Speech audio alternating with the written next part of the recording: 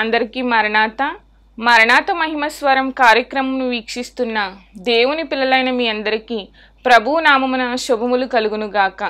ప్రతిదినము ఇదే సమయమునకు ఈ కార్యక్రమను వీక్షించి దైవాశీర్వాదములు పొందండి. ఇప్పుడు పాస్టర్ సామ్యూల్ సుందర్ రెడ్డి గారు దేవుని వాక్య వర్తమానమును అందిస్తారు. శ్రద్ధగా ఆలకించండి. దేవునికి స్తోత్రం. అందరికీ మరణాత. దేవుడు అనుగ్రహించినటువంటి ఒక ప్రాముఖ్యమైన సమయంలో కొద్ది నిమిషములు దేవుని వాక్యాన్ని ధ్యానించుకుందాము. పరిశుద్ధ వేద గ్రంథములో నుండి వాక్య భాగాన్ని చదువుకుందాము. 42వ కీర్తన 1వ వచనము.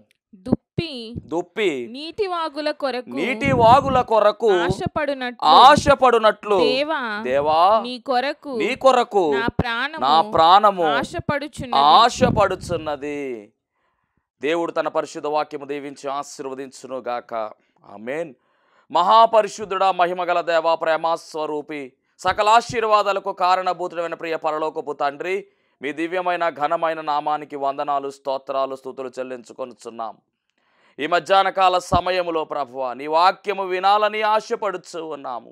ఆశపడే ప్రాణమును తృప్తిపరచువాడవు నీవే గనుక నీ వాక్యపును నాయన, నీ వాక్యపు జల్లును ప్రభువా నాయన మా మీద కొమ్మరించుమని, నీ వాక్య ఆహారమును మాకు అనుగ్రహించుమని, నీ బిడలతోనూ మాతోనూ ప్రభువా మీరే మాట్లాడమని, మాతో మాట్లాడడానికి ఇష్టపడుతూ ఉన్న నజరేయుడైన యేసుక్రీస్తు వారి శ్రేష్టమైన నామములో వేడుకొనుచున్నాము పరమ తండ్రి. ఆమేన్. దేవునికే మహిమ కలుగును గాక. మరి దేవుడు ఇచ్చినటువంటి ఒక ప్రశస్తమైనటువంటి సమయములో అద్భుతమైనటువంటి వచనాన్ని మనము చదివి ఉన్నాము. 42వ కీర్తన అనగానే చాలామంది ఏమనుకుంటారంటే దావీదు కీర్తనలు అనుకుని చెప్పుకుంటూ వెళ్తూ ఉంటారు. పరిశుద్ధ గ్రంథములో కీర్తనల గ్రంథము చాలా ప్రాముఖ్యమైనటువంటి గ్రంథమై ఉన్నది. 150 కీర్తనలు దేవాది దేవుడు ఇందులో రాయింపజేశాడు. మరి రాసినది దావీదా అంటే కనుక దాదాపుగా మరి ఆయన సగం కీర్తనల వరకు మరి దేవుడు ఆయన చేత రాయించినట్టుగా మనం చూస్తూ ఉన్నాం. కానీ కొన్ని కీర్తనలు కొంతమంది వ్యక్తుల చేత గాయకుల చేత దేవుడు రాయించడం ఇక్కడ మనము చూడవచ్చు. ఎలా తెలుస్తుంది ఇదంటే కనుక కీర్తనల గ్రంథం మొత్తానికి 5 స్కందాలుగా చెప్పబడింది. ఇప్పుడు మనం చదివినటువంటి ఈ వాక్య భాగము అనగా 42వ కీర్తన ఏదైతే ఉందో అది ద్వితీయ స్కందముగా చెప్పబడుతూ ఉంది. ఎప్పుడూ కూడా కీర్తన గ్రంథం చదివేటప్పుడు మనం జ్ఞాపకం పెట్టుకోవాల్సిన అంశం ఏమిటంటే ఆ యొక్క కీర్తన పైన చిన్న చిన్న అక్షరాలు ఉంటాయి. దేవుడు పరిశుద్ధ గ్రంథంలో ఏది రాయించినా కానీ మనం ఖచ్చితంగా చదవలసిన వారమై ఉన్నాము. అది మనకు ఉపయోగపడుతుంది. ఇక్కడ ఏ కీర్తన ఎవరు రాశారు అనేటటువంటి విషయము, అలాగే దానికి సంబంధించినటువంటి ఆ కీర్తనకు జరిగినటువంటి సందర్భాన్ని కూడా కొన్ని కీర్తనల పైన మనము చూస్తూ ఉన్నాం. ఈరోజు మనం చదువుతున్నటువంటి ఈ కీర్తన మరి ఎవరు రాశారు అంటే కనుక ప్రధాన గాయకునికి కోరాహు కుమారులు రచించినది దైవ ధ్యానము అని రాయబడింది. వాక్యం ఏంటటువంటి దైవ జనాంగమా, మీరు కీర్తనల గ్రంథాన్ని ధ్యానిస్తున్నటువంటి సమయంలో పైన ఆ యొక్క కీర్తనకు పైన ఉన్నటువంటి అక్షరాలను విడిచిపెట్టకుండా ఖచ్చితముగా చదవండి. అలాగే ఆ కీర్తన ఎవరు రాశారో కూడా మనము ఆ యొక్క వ్యక్తిని గురించి మనం తెలుసుకోవాల్సిన వారమై ఉన్నాము. ఆ సందర్భాన్ని మనం గ్రహించుకుని అప్పుడు కీర్తనను చదివినట్లయితే మనకు బాగుగా అర్థమవుతుంది. ఎందుకంటే పరిశుద్ధ గ్రంథములో కీర్తనల గ్రంథము ద్వారా మనకు ధ్యానము లభిస్తుంది. దేవుని మహిమ కలుగునుగాక. అద్భుతమైనటువంటి మరి విషయాలను ఈ కీర్తనల గ్రంథములో దేవాది దేవుడు రాయించడం జరిగింది. దేవునికి మహిమ కలుగునుగాక. ఈ ప్రాముఖ్యమైనటువంటి సమయంలో ఇక్కడ కోరాహు కుమారులు చెబుతున్నటువంటి మాట ఏమిటి అంటే, దుప్పి నీటి వాగుల కొరకు ఆశపడునట్లు దేవా నీ కొరకు నా ప్రాణము ఆశపడుచున్నదని చెప్పి ఒక ఆశను వారు తెలియజేస్తూ ఉన్నారు. మనము బాగుగా తెలుసుకోవాల్సిన విషయం ఏమిటంటే ఈ కోరాహు కుమారులు రాసినటువంటి కీర్తనలు పరిశుద్ధ గ్రంథములో దాదాపుగా 11 కీర్తనలు మరి మనము లెక్కించవచ్చు. ఈ కోరాహు కుమారులు 42వ కీర్తన, అలాగే 44వ కీర్తన, 45, 46, 47, 48, 49, అలాగే 84వ కీర్తన, 85వ కీర్తన, 87, 88 అనగా దాదాపుగా ఈ కోరాహు కుమారుల ద్వారా దేవుడు రాయించినటువంటి కీర్తనలు మనము చూసినట్లయితే 11 కీర్తనలు కనబడుతూ ఉన్నాయి. అసలు చరిత్రలోనికి మనం వెళ్ళినట్లయితే కనుక ఈ కోరాహు కుమారులు ఎవరు వీరు అంటే కనుక మరి పాత నిబంధన గ్రంథంలో కోరాహు అనేటటువంటి ఒక వ్యక్తి కనబడతాడు. అతని గురించి తెలియనటువంటి వారు ఎవరూ ఉండరు. ఎందుకు అంటే కనుక భూమి ఒక్కసారిగా నెర విడిచింది. భూమి నోరు తెరచినట్టుగా విడిపోయి మరి ఒక గుంపును అది మృంగివేసినట్టుగా పాత నిబంధన గ్రంథములో ఒక కార్యాన్ని మనం అందరము కూడా బాగుగా ఎరిగిన వారమై ఉన్నాము. ఆ భూమి అలా నెర విడిచి నోరు తెరవడానికి కారణము ఎవరు అంటే కనుక ఈ కోరాహు అనే విషయాన్ని ప్రభు పేర మీకు తెలియజేస్తూ ఉన్నాను. అలాంటి కోరాహు యొక్క కుమారులు అంటే కోరాహు కుమారులు అంటే కోరాహుకు పుట్టినటువంటి కుమారులు కాదు, అక్కడి నుంచి తరాలు. దేవునికి స్తోత్రం. కోరాహు కుమారులు కంటే ఆ కుమారులు కన్నటువంటి కుమారులు దాదాపుగా 7వ తరానికి చెందినటువంటి వారు వీరు. అందుకనే పరిశుద్ధ గ్రంథం ఎలా చెబుతుంది అంటే కనుక ఆ పితరులు ఎవరైతే ఉన్నారో వారినే తండ్రిగా చెబుతూ ఉంటారు. మీకు అద్భుతంగా చెప్పాలి అంటే కనుక అబ్రహాము కుమారుడు దావీదు, దావీదు కుమారుడు యేసుక్రీస్తు ప్రభు ఉంది.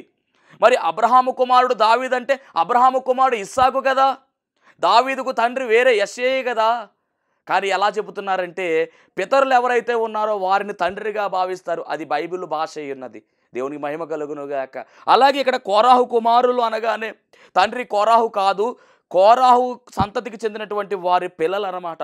అనగా మరి గమనించవలసిన విషయం ఏమిటంటే భూమి నెర విడిచి ఈ యొక్క కోరాహును అలాగే కొంతమందిని మింగివేసినప్పుడు కోరాహు కుమారుల్ని దేవుడు విడిచిపెట్టాడు గనుకనే అక్కడ సంతతి ఇక్కడ వరకు వృద్ధి చెందినట్టుగా పరిశుద్ధ గ్రంథము మనకు స్పష్టంగా తెలియజేస్తూ ఉంది.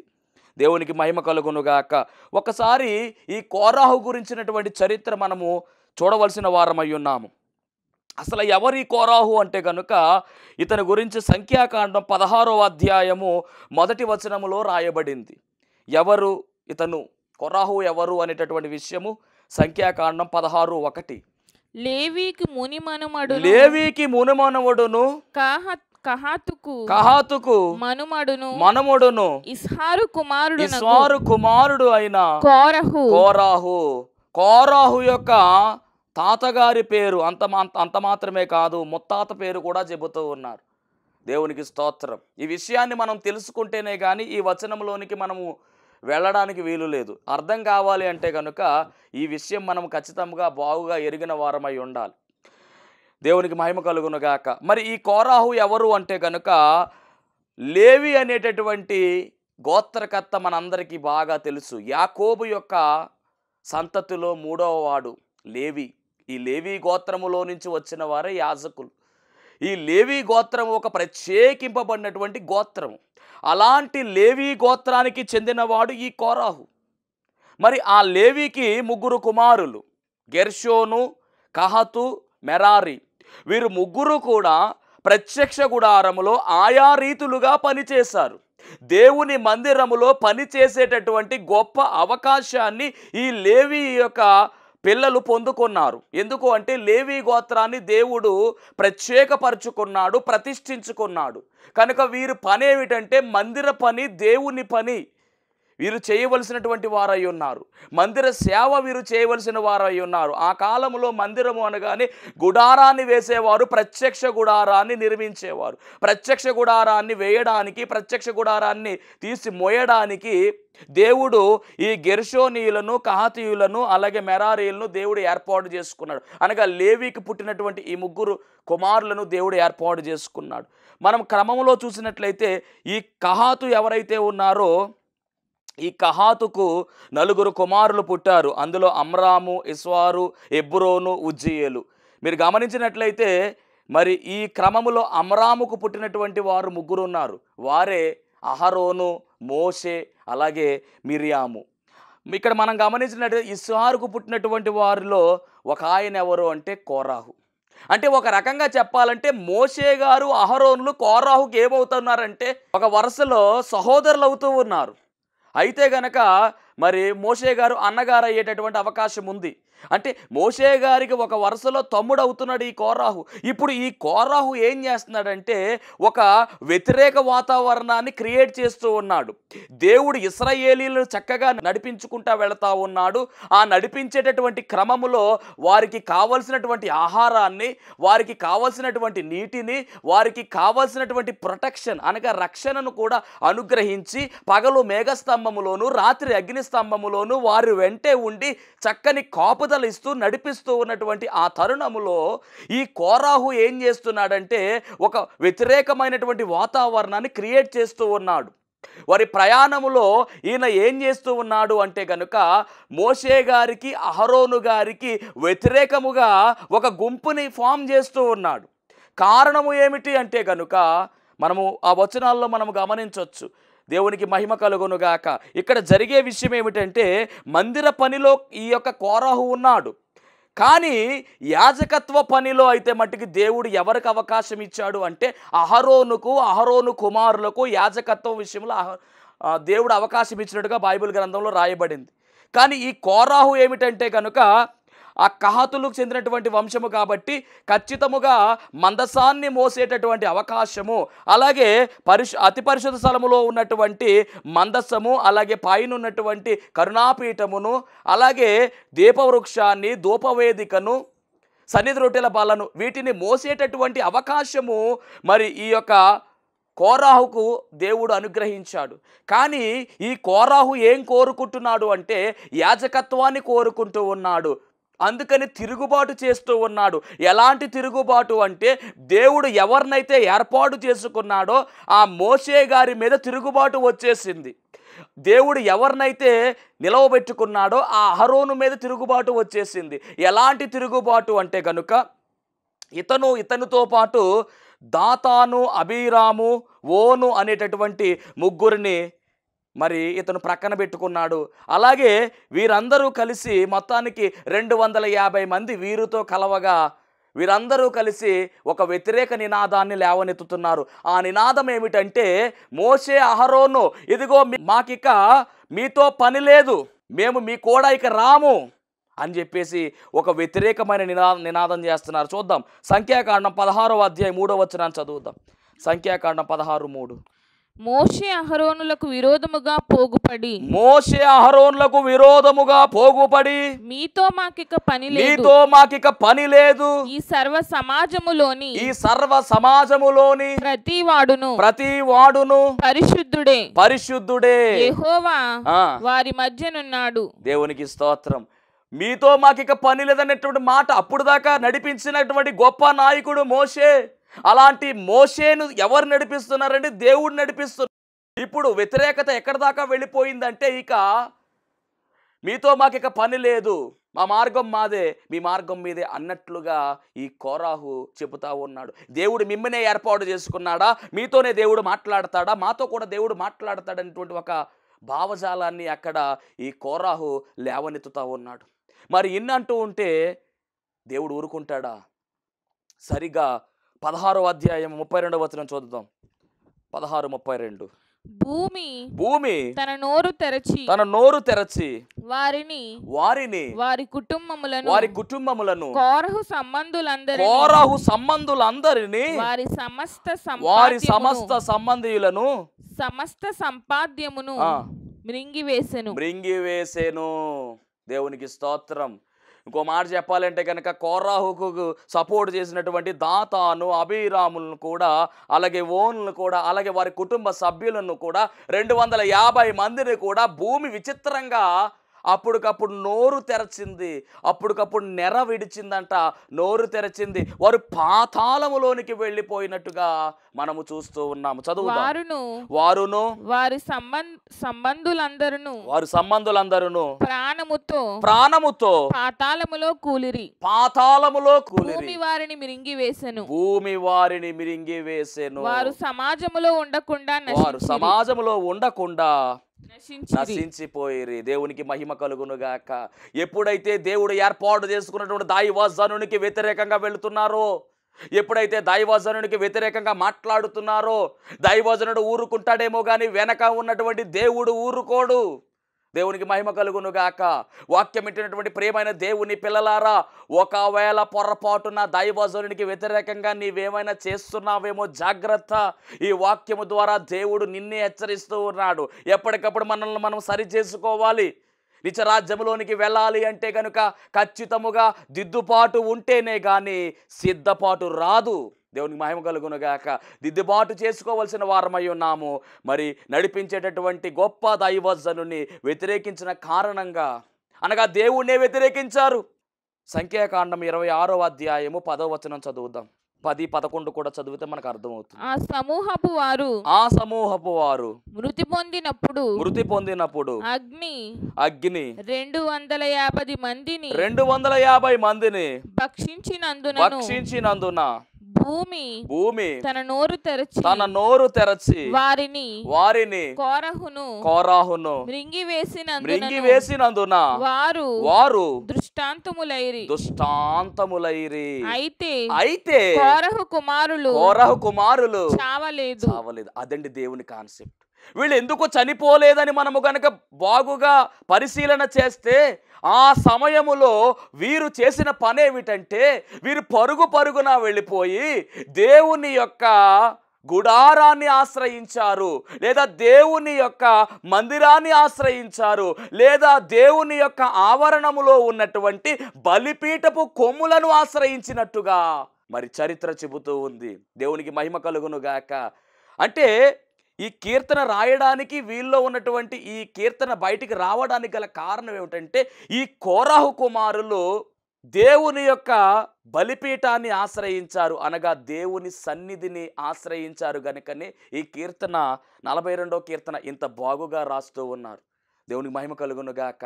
ఆ సమయంలో ఆ యొక్క వ్యతిరేకంగా ఉన్నటువంటి 250 మంది పైనుంచి అగ్ని రాగా వాళ్ళందరూ కూడా దహించబడ్డారు. కొంతమందిని భూమి నెరవిడిచింది, మొత్తం మీద వారందరినీ మింగివేసింది. కుటుంబాలతో సహా వెళ్ళిపోయారు వాళ్ళందరూ. కానీ కోరాహు ఏ తప్పిదముకైతే కోరాహు లేవనెత్తాడో, ఏ యొక్క వ్యతిరేకతను లేవనెత్తాడో, ఆ కోరాహు కుమారులు అయితే మట్టికి సేఫ్గా ఉన్నారు. కారణం ఒకటే, దేవుని సన్నిధిని, దేవుని బలిపీఠాన్ని, అనగా దేవుని మందిరాన్ని వారు ఆశ్రయించారు. అందుకే చావలేదు. దేవుని మహిమ కలుగును గాక. ఇప్పుడు మనం గమనించినట్లయితేనండి, అలా చావకుండా ఉన్నటువంటి ఆ కోరాహు కుమారులకు దేవుడు ఒక ప్రత్యేకమైన అంతస్తు ఇచ్చాడండి. ఎంత ప్రత్యేకమైన అంతస్తు ఇచ్చాడు అంటే, తండ్రి మూర్ఖుడు అయినప్పటికీ కుమారులు ఆ మూర్ఖుని మార్గంలో వెళ్ళలా. కుమారులు దేవుని మార్గంలో నడిచారు, దేవుని సేవించారు, దేవుని మందిరాన్ని ఆశ్రయించిన వారుగా ఉన్నారు. కాబట్టి తరాలు గడుస్తూ ఉన్నాయి. వారు మొత్తం మీద కనానుకు చేరుకున్న తరువాత ఆ కనానులో కొంత భాగాన్ని దేవుడు వీరికి కూడా కేటాయించారు. వీరు గమనించవలసిన మాట ఏమిటంటే, వీరు ఏం చేస్తూ ఉన్నారంటే కనుక, వీరి క్రమముగా మరి దేవుని మందిర పనిలో వాడబడినట్టుగా పరిశుద్ధ గ్రంథమైన బైబిల్ గ్రంథం చెబుతూ ఉంది. ఎందుకు అంటే కనుక, వీరు మందిర పనికి ఎంపిక చేయబడినటువంటి వారు, కహాతీ వంశములో ఉన్నటువంటి వారు గనుక. మొత్తానికి ఏదేమైనప్పటికీ మీకు చిత్రమైనటువంటి మాట ఏమిటంటే, మనకు బాగా తెలిసినటువంటి సమూయేలు, ఈ సమూయేలు ఎలా వచ్చాడు అంటే కనుక, హన్న ప్రార్థన చేయగా, కన్నీటి ప్రార్థన చేయగా గోజాడగా పుట్టినటువంటి సమూయేలు ఏ సంతతి వాడు అనుకుంటున్నారు? ఇంతకనే ఈ కోరాహు సంతతి వాడే. ఈ కోరాహు కుమారులు మొదలు పెట్టుకొని సమూయేలు వరకు ఉన్న తరాలు 7 తరాలు. 7వ తరానికి చెందినవాడు ఈ సమూయేలు. మన ఈ విషయాలన్నీ మనకు కావాలి అంటే కనుక మొదటి దినవృత్తాంతాల గ్రంథము 6వ అధ్యాయం 31వ వచనములో మనం చూడొచ్చు. మొదటి దినవృత్తాంతాల గ్రంథము 6వ అధ్యాయము 31వ వచనం. నిబంధన మందసమునకు స్థలము ఏర్పాటైన తరువాత యెహోవా మందిరమందు సంగీత సేవ కొరకు దావీదు నియమించిన వారు వీరే. దేవునికి స్తోత్రం.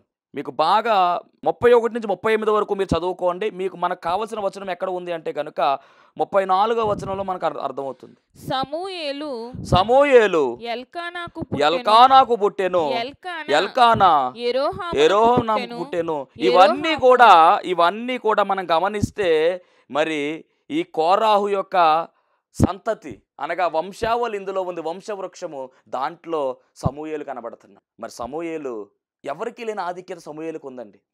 సమూయేలు ఒక ప్రవక్తగా మాత్రమే కాదు, చిన్నతనములోనే దేవుని స్వరాన్ని విన్నవాడుగా, ఇశ్రాయేలును పరిపాలించిన గొప్ప న్యాయాధిపతిగా, గొప్ప దైవజనుడిగా ఆయన, గొప్ప ప్రార్థనాపరుడుగా ఆయన పిలువబడ్డాడు. అంత ఆధిక్యత ఏ సంతతి వారికి దేవుడిచ్చాడంటే ఈ కోరాహు యొక్క సంతతి వారికి దేవుడిచ్చాడు. కోరాహు మూర్ఖుడే కావచ్చు, కానీ కోరాహు కుమారులు దేవుని యందు విశ్వాసం ఉంచిన వారుగా, దేవుని ఆశ్రయించిన వారుగా ఉన్నారు గనుక మొత్తానికి అంతా కూడా టర్న్ అయిపోయింది. ఇంతకేనే దేవుని మహిమ కలుగునుగా. కోరాహుతో అంతమైపోవలసినటువంటి ఆ యొక్క వంశం ఏదైతే ఉందో అది మరి ఆ యొక్క వంశము అంతము కాకుండా కంటిన్యూ అయిపోతూ ఉంది. దేవునికి మహిమ కలుగునుగాక.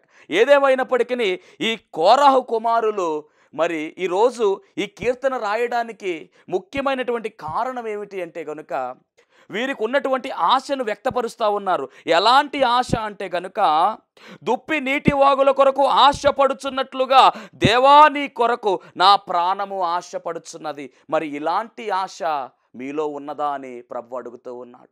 మందిరమునకు వెళ్ళాలనేటటువంటి ఆశ, దేవుని సన్నిధిని అనుభవించాలనే ఆశ, ఆలయములో కనబడాలనే ఆశ, మందిర ఆవరణములో ఉండాలనే ఆశ, బలిపీఠమును ఆశ్రయించాలనే ఆశ, ఈ ఆశ మీరు కలిగి ఉన్నారా అని అడుగుతున్నాను ఈరోజు. లోకాశలు మనలో ఉన్నాయేమో, శరీరాశ, నేత్రాశ, జీవపుటంబము, ఇవి గనుక మీలో ఉన్నట్లయితే ఇవి ఏవి కూడా దేవునికి సంబంధించినవి కావు అన్నాడు ఆయన. మరి మనలో ఉండవలసినటువంటి ఆశ, మనలో ఉండవలసినటువంటి తృష్ణ ఏమిటి అంటే కనుక దేవుని సన్నిధి అనేటటువంటి ఆశ కలిగి మనము ముందుకు వెళ్ళాలి. నిత్యము దేవుని మందిరములో ఉండాలనే ఆశ మనము కలిగి జీవించాలి. అదే ఈ కోరాహు కుమారుల యొక్క కీర్తనలన్నిటిలో ఉన్నటువంటి సారాంశం. దేవునికి మహిమ కలుగునుగాక. అంత మాత్రమే కాదండి, ఈ కోరాహు కుమారులు ద్వారపాలకులుగా కూడా పనిచేశారు. దేవుడిచ్చిన ఆధిక్యత ఏమిటంటే సొలొమోను కాలములోను, దావీదు కాలములోను మందిరములో వీరు దేవుని స్తుతించి పాటలు పాడేటటువంటి అంతస్తులోని కూడా వెళ్ళిపోయారు. అది కోరాహు కుమారుల యొక్క మరి ప్రస్తావన. దేవునికి మహిమ కలుగునుగాక. కోరాహు మూర్ఖుడే, కానీ కుమారులు శ్రేష్ఠులుగా, జ్యేష్ఠులుగా మారిపోయారు. గొప్ప ఆధిక్యతలోనికి వారందరూ కూడా చేర్చబడ్డారు.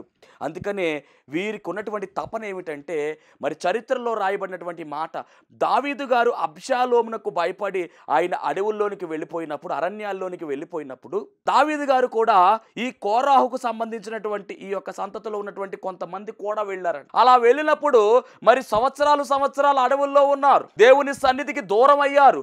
అలాంటి సమయములో ఆ సన్నిధి యొక్క విలువ ఏమిటో గ్రహించుకున్న వారు గనుక ఈ కీర్తన చెబుతూ ఉన్నారు. అరణ్యములో లేదా అడవుల్లో దుప్పి నీటి వాగుల కొరకు ఏ విధముగా అయితే ఆశపడుతుందో అలాగే నా ప్రాణము నీ కొరకు ఆశపడుచున్నది, నా ప్రాణము దేవుని కొరకు తృష్ణ కొనుచున్నది, జీవము గల దేవుని కొరకు తృష్ణ కొనుచున్నది. అలాగే అంత మాత్రమే కాదు, దేవుని సన్నిధికి నేను ఎప్పుడు వచ్చేదను, ఆయన సన్నిధిని నేను ఎప్పుడు కనబడదను అనేటటువంటి మాట చెబుతూ ఉన్నారు. అవును, దుప్పి నీటి వాగుల కొరకు ఎంతగానో ఆశపడుతుందండి. దానికి ప్రవహించేటటువంటి సెలయేరు కావాలి, ప్రవహించేటటువంటి ఆ యొక్క నీటిని అది తాగుతుంది, శుద్ధమైనటువంటి నీటిని తాగుతుంది. అది ఏ నీటిని పడితే ఆ నీటిని దుప్పి తాగదు. దుప్పికి ఒక ప్రత్యేకత ఉంది. దుప్పి అంటే మీరు ఏదో అనుకోవచ్చు, దుప్పి అనగానే జింక, లేడి ఇవన్నీ కూడా ఒకే సంతతికి చెందినటువంటివి. వీటికి కావలసినటువంటి నీరు ప్రవహించే నీరు, స్వచ్ఛమైన నీరు, ప్యూర్ వాటర్ ఇది కోరుకుంటుంది, పరిశుద్ధమైనటువంటి జలాన్ని కోరుకుంటుంది. అలాగే దేవుని పిల్లలుగా ఉన్నటువంటి మనము కూడా దేవుని సన్నిధిని కోరుకోవాలి. ప్రవహించే ప్రవాహము అనగానే గమనించవలసినటువంటి మాట ఏమిటి అంటే కనుక దేవుని వాక్యమే. స్వచ్ఛమైనటువంటి వాక్యాన్ని మనం వినేవారముగా ఉండాలి, వాక్యాన్ని గ్రహించుకునే వారముగా ఉండాలి. ఈ దుప్పంట నీటి వాగుల కొరకు ఎంత దూరమైనా ఆ యొక్క ప్రయాణం కొనసాగిస్తుంది. అలాగే మనము కూడా స్వచ్ఛమైనటువంటి వాక్యము కొరకు, జీవము కలిగినటువంటి వాక్యము కొరకు ఎంత దూరమైనా మనం వెళ్ళవలసిన వారమై ఉన్నాము. మరి అలాంటి వాక్యాన్ని మనము పొందుకుని ముందుకు సాగవలసిన వారమై ఉన్నాము. దేవునికి మహిమ కలుగునుగాక. ఈ దుప్పిలో ఉన్నటువంటి గొప్ప లక్షణము ప్రవహించే నీటిని కోరుకుంటుంది. మరి క్రైస్తవుడుగా ఉన్నటువంటి నీవు నేను కూడా అద్భుతమైనటువంటి ప్రవాహముతో ఉన్నటువంటి వాక్యాన్ని కోరుకుని ముందుకు సాగవలసిన వారమై ఉన్నాము. అంత మాత్రమే కాదు, ఈ నీటి వాగు దొరికిన తర్వాత గంతులు వేస్తుందంట. అలాగే వాక్య అనుభవంలోకి వెళ్ళినటువంటి మనము కూడా గంతులు వేసే వారముగా ఉండాలి. దేవునికి మహిమ కలుగునుగాక. మరి ఇలాంటి అనుభవాన్ని మనము కలిగి ముందుకు వెళితే గనుక కోరాహు కుమారులు ఏ విధముగా అయితే ఆశీర్వాదం పొందుకున్నారో అట్టి ఆశీర్వాదంలోనికి మనమందరము కూడా చేరువవుదాము. అట్టి చేరువయ్యే ధన్యత దేవుడు మనందరికీ అనుగ్రహించును గాక. ఆమేన్. మహోన్నతునికి వందనాలు, స్తోత్రాలు, స్తుతులు చెల్లించుకొనుచున్నాము. ప్రాముఖ్యమైన సమయంలో తండ్రి, నీ బిడ్డలు ప్రభువా నాయన వాక్యాన్ని విని ఉన్నారు తండ్రి. ఈ వాక్యము ద్వారా ప్రభువా నీ బిడ్డలకు మేలులను కలిగించండి తండ్రి. వారి జీవితాల్లో ఉన్న సమస్యలన్నీ కూడా, శోధనలన్నీ కూడా తొలగించి వేసి ఆశీర్వదించుమని యేసు నామములో అడుగుచున్నాము పరమ తండ్రి. ఆమేన్. మరణాత. మీ పిల్లడికి ఎంత బాగా చదివినా మార్కులు వచ్చాయి కదండి. ఇంటి దగ్గరికి వచ్చాక వాళ్ళ నాన్న కొట్టేసేవారు. బాగా చదవట్లేదని వంశం రాయించానండి. పాస్టర్ గారు పర్వాలేదమ్మా నేను చెప్తాను, నేను రాయింతానని వారు. మొన్న అంటండి బాగా వచ్చినాయి అంటండి, మార్కులు బాగా వచ్చినాయి అండి. ఇప్పుడు వాళ్ళ ఫ్రెండ్ అంటండి నిన్న కబడ్డీ ఏదో ఆడుతుంటే కాలు ఇరిపోయిందంటండి. ప్రార్థన చేయమని వచ్చాడండి ఇప్పుడు ఈ అబ్బాయి. అందరూ ప్రార్థన చేయమని చిన్న సాక్ష్యం దేవుడు తెలుసు.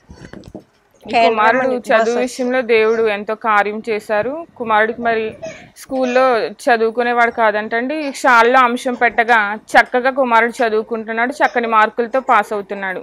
ఈ సాక్ష్యం దేవుడు దీవించును గాక. ఆమేన్. మరణాత మహిమస్వరం అనేటటువంటి ఆధ్యాత్మిక టీవీ కార్యక్రమాన్ని వీక్షిస్తున్నటువంటి మీ అందరికీ కూడా నా ప్రత్యేకమైన వందన మరణాత తెలియజేస్తూ ఉన్నాను. దేవుడు అనుగ్రహించినటువంటి ఈ కార్యక్రమం ద్వారా మీరందరూ కూడా ఎన్నో మేలులు పొందుకున్నట్టుగా మరి మేము వింటూ ఉన్నాము. అందరూ కూడా ఫోన్ కాల్ చేస్తూ ఉన్నారు. ప్రార్థన అవసరతలో ఉన్న వారందరూ కూడా ఫోన్ చేసి ప్రార్థన చేయించుకుంటున్నారు. చాలా సంతోషము. అందరూ కూడా మేలు పొందుకున్నట్టుగా మరి మీరు తెలియజేసిన సమాచారం బట్టి మేము చాలా సంతోషిస్తూ ఉన్నాము. ఈరోజు ఒక ప్రత్యేకమైనటువంటి అంశాన్ని మీతో మాట్లాడాలని నేను మీ ముందుకు వచ్చి ఉన్నాను. అదేమిటంటే, దేవుడు తన మహాకృపను బట్టి సేవా పిలుపు నాకు ఇచ్చి అన్నిటినీ విడిచిపెట్టి తను రమ్మనడం జరిగింది. మరి ఆయన ఇచ్చినటువంటి పిలుపును అంగీకరించి ఆయన సేవకు నేను వ్యాపారాన్ని గట్ట అన్ని విడిచిపెట్టి వచ్చాను. ఆ వచ్చినది మొదలుకొని ఈ దినం వరకు చక్కని సేవా పరిచర్యను దేవుడు జరిగించుకుంటూ ఉన్నాడు. చూస్తున్నటువంటి ఈ యొక్క ఈ షెడ్లో మేము ప్రతి శనివారం కూడా స్వస్థత ప్రార్థనలు అనగా శాల కార్యక్రమాన్ని జరిగిస్తూ ఉన్నాము. 1 సంవత్సర కాలం పాటు ఎలాంటి అడ్డు ఆటంకము లేకుండా చక్కని రీతిలో మరి ఈ శాల కార్యక్రమం జరుగుతూ ఉంది. దీని యజమానుడు మరి ఎలాంటి అద్దె కూడా మన నుంచి తీసుకోకుండా మరి ఫ్రీగానే ఈ కార్యక్రమాన్ని జరిగించుకోవడానికి ఆయన ఇచ్చి ఉన్నారు. కానీ ఇప్పుడు ఒక సమస్య వచ్చింది. అదేమిటంటే, కొన్ని కారణాల వల్ల ఈ యొక్క షెడ్ని అమ్మకానికి పెట్టారు. మరి ఈ యొక్క క్లిష్టమైనటువంటి పరిస్థితుల్లో మనము తీసుకుంటే ఈ షెడ్ తీసుకోవాలి, లేకపోతే బయటకు వెళ్ళవలసిన పరిస్థితి వచ్చేసింది. మరి తీసుకుందామని ప్రయత్నం చేస్తున్నాము. ఆశ అయితే మాకుంది, కానీ లక్షలాది రూపాయలు ఖర్చు అవుతుంది కాబట్టి మా దగ్గర ఎలాంటి డబ్బు లేదు. అన్నీ విడిచిపెట్టి రావడంతో సేవ కొత్తగా ప్రారంభించిన సేవ కాబట్టి తీసుకోవాలనుకుంటున్నా కానీ ఇబ్బంది పడుతూ ఉన్నాము. ఇక్కడ ప్రార్థన కంటిన్యూగా జరగాలి అంటే కనుక ఖచ్చితంగా మరి ఈ కార్యక్రమాన్ని వీక్షిస్తున్నటువంటి మీ అందరూ కూడా మీ ప్రోత్సాహాన్ని అందించినట్లయితే ఈ ప్రార్థన ఆగకుండా ఖచ్చితంగా ముందుకు కొనసాగుతుంది. కనుక మరి ఈ కార్యక్రమాన్ని వీక్షిస్తున్న మీ అందరూ కూడా ఈ దీన సేవకుని యొక్క సేవను గుర్తించి దయచేసి మీ హృదయాన్ని గనక ఆ దేవుడు ప్రేరేపించినట్లయితే ఖచ్చితముగా మీరందరూ కూడా స్పందించవలసిందిగా, మీ యొక్క చేయూతను మాకు అందించవలసిందిగా ప్రభు పేరు తెలియజేస్తూ ఉన్నాము. మా ఫోన్ నెంబర్లో టీవీ స్క్రీన్ మీద మరి ప్లే అవుతూ ఉంది ఫోన్ నెంబరు.